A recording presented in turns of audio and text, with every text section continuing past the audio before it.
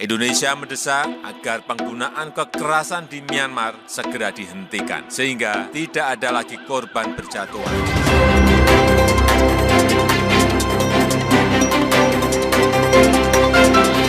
Ketua ASEAN Brunei Darussalam mendukung diadakan pertemuan untuk membahas krisis Myanmar. Brunei menyerukan pertemuan para pemimpin ASEAN itu digelar di ibu kota Jakarta, Indonesia. Pernyataan itu dikeluarkan setelah pertemuan antara Perdana Menteri Malaysia Muhyiddin Yassin dan Sultan Brunei Darussalam Hassanal Bolkiah.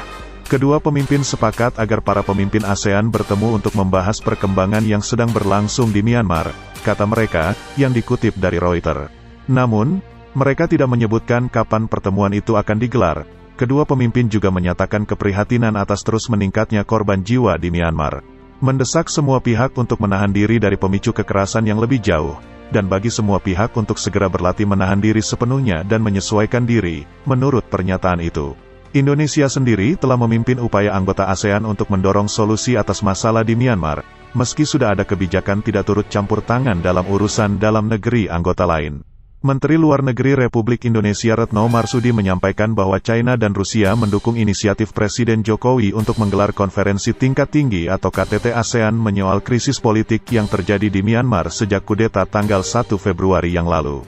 Republik Rakyat China memberikan dukungan terhadap upaya dan tawaran ASEAN untuk membantu Myanmar, termasuk memberikan dukungan terhadap inisiatif Jokowi untuk diadakannya KTT ASEAN, kata Retno. 2 hari lalu, tutur Retno, ia melakukan pembicaraan dengan Menteri Luar Negeri Rusia Sergei Lavrov yang juga membahas mengenai Myanmar. Rusia juga menyampaikan dukungannya terhadap ASEAN, dan inisiatif Presiden Indonesia bagi terselenggaranya KTT ASEAN.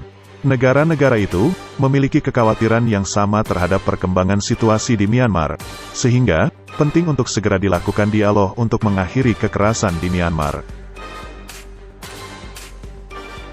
ASEAN berjalan berdasarkan kesepakatan, namun perbedaan pandangan dari 10 negara anggotanya menanggapi terhadap warga sipil dan kebijakan non-intervensi kelompok tersebut, telah membatasi kemampuannya untuk bertindak.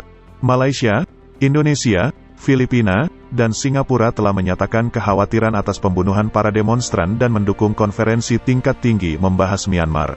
Menteri Luar Negeri dari negara tersebut, masing-masing secara terpisah mengadakan pembicaraan pekan lalu dengan China, tetangga utara Myanmar yang cukup berpengaruh bagi negara itu.